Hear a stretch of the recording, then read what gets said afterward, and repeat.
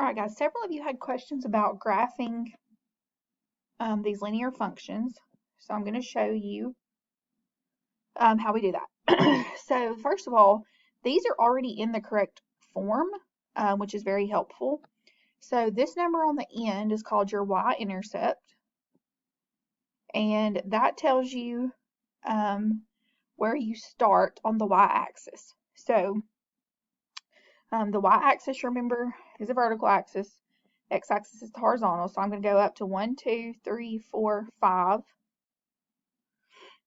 and I'm going to put a point there. Okay. This number in front of the x is the slope, which is 1 over 2, or 1/2. That tells you the rise over the run. What that means is the top number tells you how far up to go or down.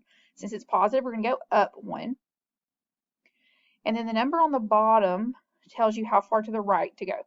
So we're going to go right 2. So you start where you were at with your 5, okay? And let me draw the rest of this. 1, 2.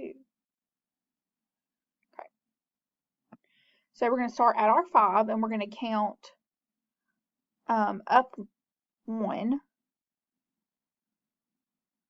So I'm going to start here, count up 1 to the right 2, and put a point there. So you notice I didn't put a point until I finished counting. So we start here, go up 1 to the right 2, and that gives you your line. So this is our line right here. And that's really all there is to it.